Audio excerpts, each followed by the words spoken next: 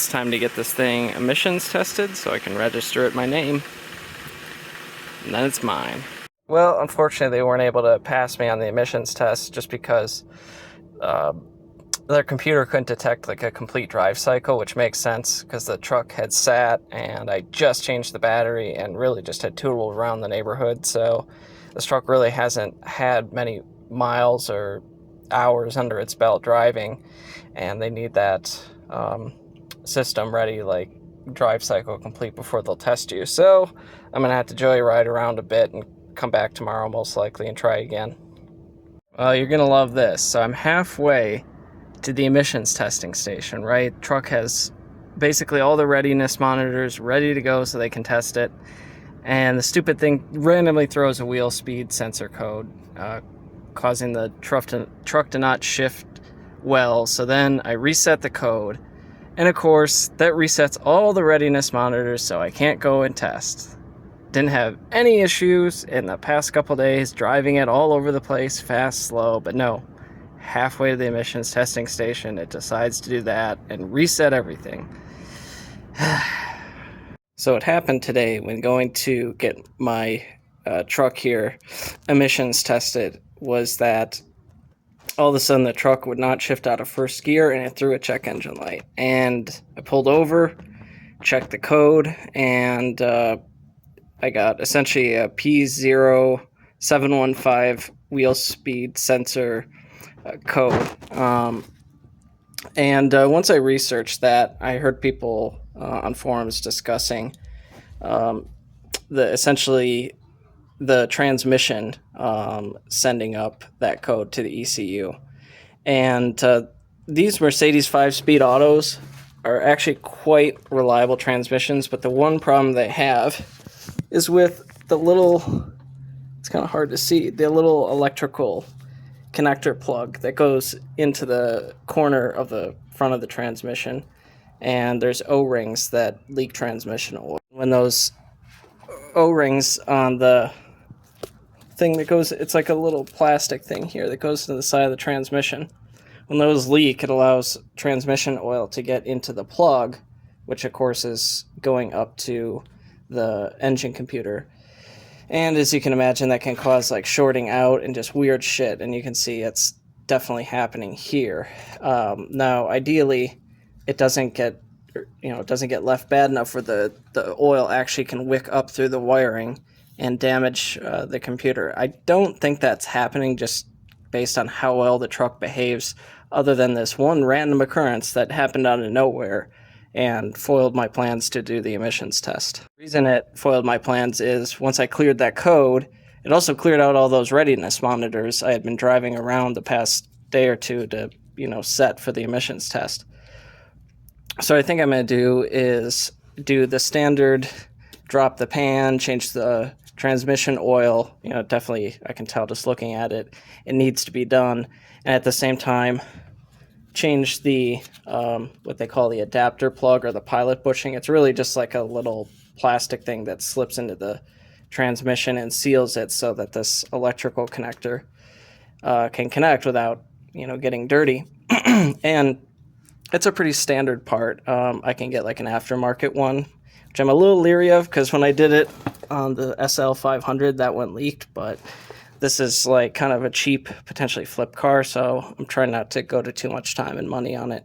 I got the tranny fluid draining, and I just ordered all the stuff, trans, filter, gasket, the little plug adapter deal, and some fluid from O'Reilly Auto Parts. Now, normally, I would only go with OEM, quality stuff, from like one of the online websites for imports, but since this is potentially just a cheap flip vehicle or one I keep and just use it as a beater, I'm gonna actually go with like the cheap shit, just to save some money, because like it's $84 for all that stuff that I just ordered, whereas like if I buy the OEM type transmission fluid, like the amount I need is like $80+ just for the jug of that. So yeah, again, this is a beater car, a flip.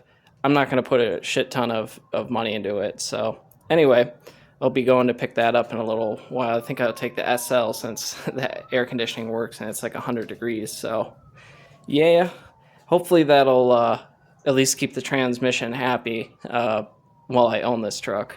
And as you can see, the ATF fluid in the truck was pretty dirty and needed to be changed. It's kind of like this brown color, whereas it should be more of a red. Not quite as bad as what was in the SL, but certainly due for a change. Probably never has been changed, given that these transmissions were marked for lifetime fluid. An update several weeks later.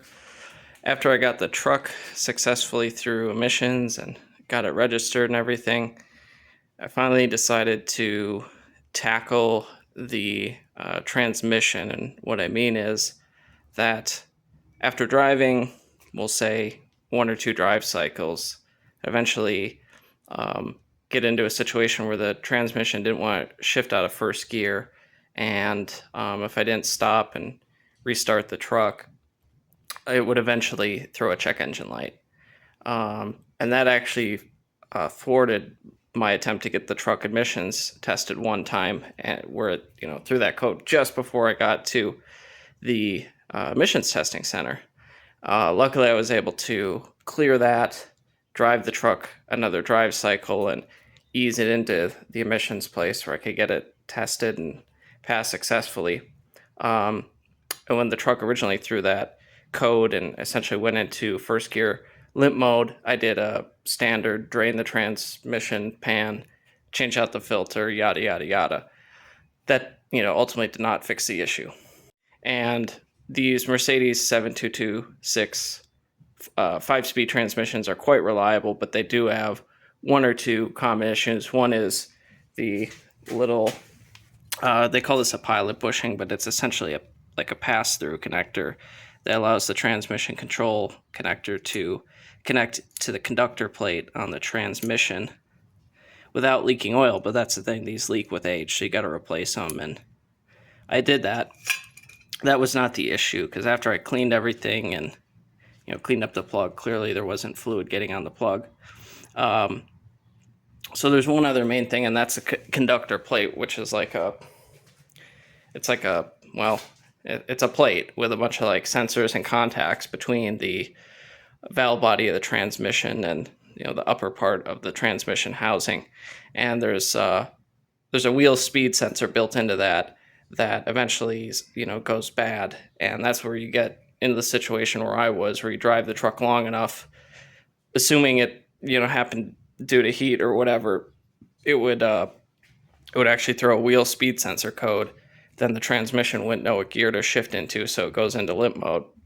So anyway, today I'm replacing that conductor plate, and the good thing is, this part is anywhere from 130 to 200 for an OEM part, depending on where you go. And yes, you do have to drain the transmission, take off the pan, take off the filter, take off that plug, and then take off the actual valve body, which the connector plate is mounted to. But if you can do this yourself, really solve what might otherwise be an expensive thing to take to a shop. Here we're under the truck after already removing the pan, filter, gasket, that electrical pilot bushing. I'm going to actually tuck that plug there for the transmission control module. I'm going to just tuck that out of the way. And then there's bolts holding that valve body on that you're supposed to remove in a crisscross pattern. I'm not going to show the whole process because there's a litany of videos already doing that perfectly. We got a lot of stuff on the workbench, but here's the conductor plate. It's this plastic piece that is affixed here to the valve body, which I've taken out of the truck.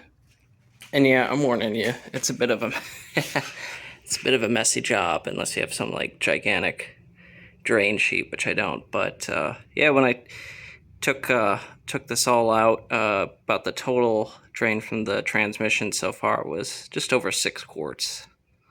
So I'm about ready to remove that black conductor plate now that I've removed the shift solenoids as well as the little retainers for those shift solenoids. And I've removed the old one gingerly. There she be. And this right here is the speed sensor, and the one that develops intermittent contact issues, which throws the speed sensor code, which then eventually throws the transmission into limp mode. So this whole piece is just kind of like one assembly that you replace. Here's the new conductor plate. One big piece of plastic with some metal contacts and other stuff, but yeah, only 130 bucks. Well, it's shifting into all the gears here, at least while parked in the garage, so I did that much right. So yeah, I'm just gonna clean up here and take her for a little spin, and yeah, hopefully she holds together. Well, test drive went great. Truck shifted good. It's a little laggy, but I think it actually just needs a readaptation. But yeah, I mean, it's great. And the level turned out to be perfect when I got back and checked it. So oil level's good, no leaks. And time will tell, but hopefully we shouldn't be seeing any wheel speed sensor codes being thrown, and transmission will have a long, long life ahead of it.